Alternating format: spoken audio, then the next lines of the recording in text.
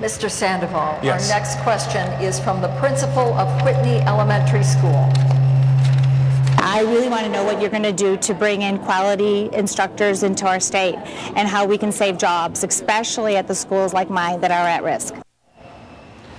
And I really apologize. I didn't hear the first part of that question. She said, I really want to know what you're going to do to bring in quality instructors into our state and how we can save jobs, especially at schools like Whitney that are at risk.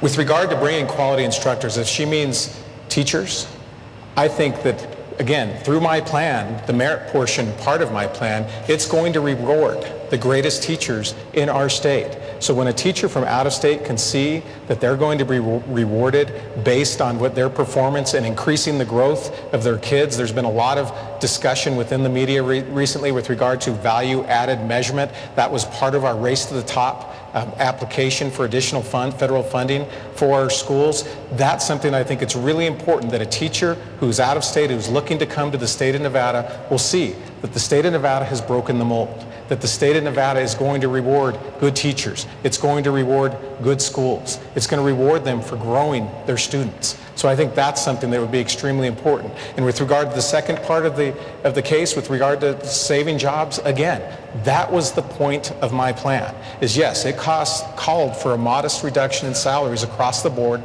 for all state employees. But the point of that was so that we don't have mass layoffs. Again, why would anyone want to lay anybody off when we lead the country in unemployment? It makes no sense. We need to, everyone is in this together. We are in a budget crisis, and I think my plan is the prudent way to go. Mr. Reid, you have a response? Brian was smart enough not to say layoff in his plan, but the fact is he's calling for 20% reductions, and teachers would have to agree to it. He's asking teachers to do something they won't do, and he's suggesting that we should all do something that we shouldn't do. His plan will not work, and it will cut tens of millions of dollars from public education and lead to the termination of, I believe, thousands of teachers. And if you don't believe my math, Brian, go to sandovalfactcheck.com. I'd ask everybody here to do that. And I lay out Brian's plan in black and white, and then I describe how I reached the numbers I did. Back to Sherry, the principal. I know Sherry at Whitney Elementary. I think what she does is amazing. She is an example of what we need to do in every school in Nevada. She has more homeless children at Whitney Elementary than any other school in our state. She gets up at 5 in the morning to make sure that her children have something to eat. She makes sure that they have clothes to wear, and we need more principals like Sherry. That's what we need in Nevada. Your rebuttal? Again, I think that it's important. I'm proud of my plan. That's your own website, Rory. But anyway, we're not going to go through this over and over again. The point of this is this. We need to work hard to improve education in the state of Nevada. I think we all agree on that. We need to break the status quo. We need to be very aggressive. That's what my plan calls for. Let's delve into that just a little bit more. Mr. Reid, your next question is, what yardstick will you use to determine, how will you measure whether your planned improvements are successful? How will you hold teachers and principals accountable for the success of students? That's a good question, Dave. Very important. My plan would provide freedom. It's an American notion. Freedom to principals, educators, and parents so that their school can be whatever they want it to be. But if we're going to provide freedom in America, we also demand responsibility. And we need good, new, and tough accountability measures. Right now, teachers spend a third of their time preparing children for a test or administering a test. We put a number 2 pencil in a child's hand, and we expect them to fill in the right bubble. And that's the goal in education in Nevada right now, and I think that is wrong. And here's why that is wrong. As Cindy and I were developing my plan, we heard about a first grade student named Sally. And Sally's teacher handed out an assignment. And as he was walking around the room, he noticed that Sally was drawing a picture. She wasn't doing the assignment. And he said, "Sally, what are you drawing?" And Sally said, "I'm drawing a picture of God." And the teacher said, "But Sally, no one knows what God looks like." And Sally said, "They will in a minute." That is how children are. They're born with it. They're creative. And we need to allow our students to be whatever they want to be so that they can progress. We don't need to put a number 2 pencil in their hand and make sure they fill in the right bubble. Not all children respond to rote education. Not that long ago, I was in college doing a term paper, and there was no internet. My son now could walk in our family room and have the entire world at his fingertips. We have no idea what the world will be like in 20 years or 30 years. And what we need to do in education is ensure that Sally and every other child in Nevada is creative so that they can deal with the world, whatever it is. And that is my plan. It allows children to be creative, and it allows schools to be innovative. Your response, Mr. Sandoval. Thank you very much. And I agree. Our children deserve the best possible education possible. Your question was, how are we going to hold teachers and principals accountable? Now, as part of my plan, one of the mysteries for a lot of parents who have children in schools is they don't know anything about the teacher that their child is going to be taught by. And I think it's important that through my plan, it would grade schools. It would tell a parent, A, B, C, D, or F, what type of school. And if that school had failed 2 years in a row, then they would have an opportunity to change schools. But one thing that's important about my plan is it accounts for the growth of students.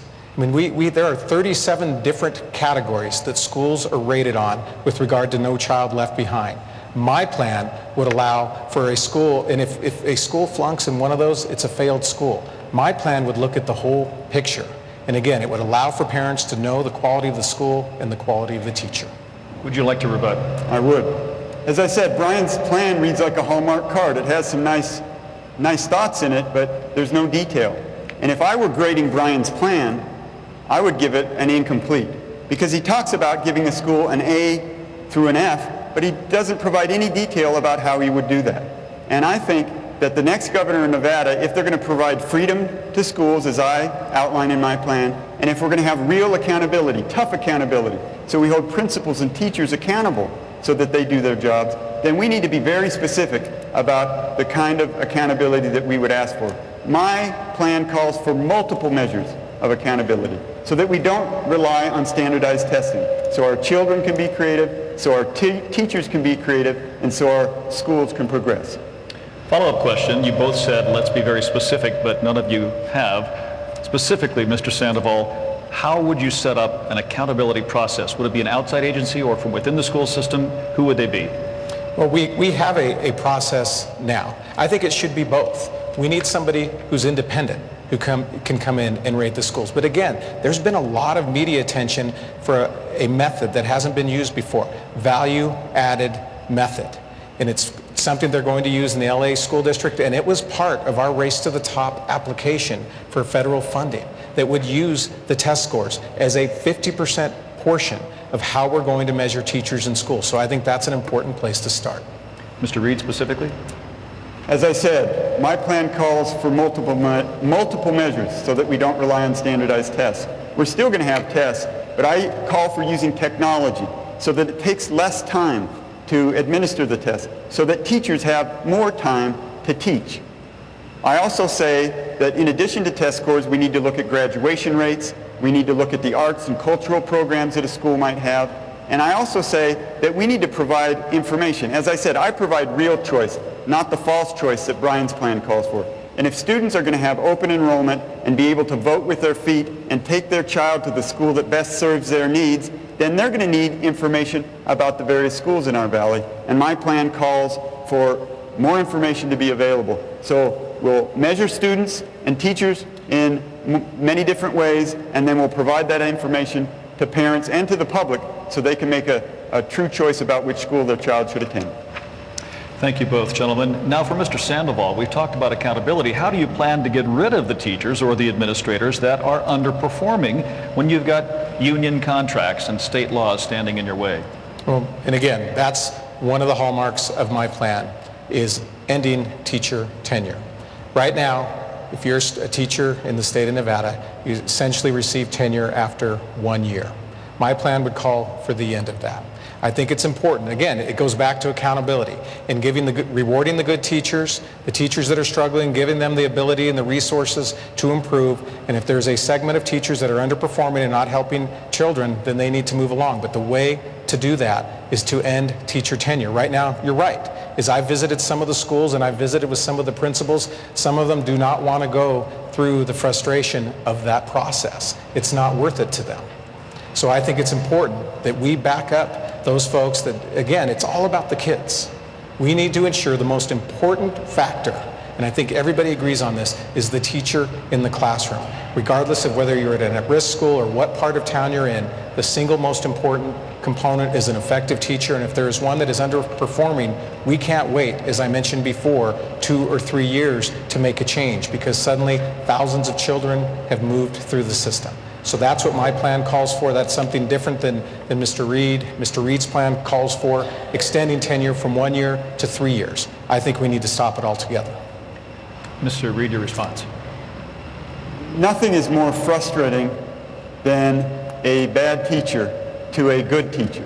Most teachers do their jobs well, and they're frustrated by those that don't. And I agree with Brian. We need to hold teachers accountable, and if they aren't doing their job, they need to find something else to do. It's that simple. We need true accountability measures. If we're going to give teachers freedom, we should demand accountability. So maybe this is the one time we agree tonight, Brian. But what about the union contracts and the state rules? I think that what Nevada needs is an advocate for education. I began by talking about strength and consistency. And I think that if you have real reform, it bothers everybody a little bit. And when I put out my education plan, I think that there were people that were surprised by it. I am a Democrat, and I'm talking about teachers losing their jobs if they don't do them well. I say that because that's the way it should be. And my plan is full of reforms that have, rubbed everybody in the education community a little bit the wrong way. And I'm proud of that, because I think that my job is to advocate for reforms that will transform education in Nevada. Because if we're going to grow our economy and put our people back to work, then we need an education system that we all can be proud of. Would you like to rebut? No, thank you. This next question is for Mr. Reid. Students we talked to, like high school senior Naomi Oscabar, worry that your plans don't focus on class size. Here he is. Getting individual attention. I guess the class sizes are just large, so sometimes it's kind of hard to approach the teacher on your own and get help on a specific situation or problem. How would you handle class sizes that have swelled to 45 to 50 students in high schools?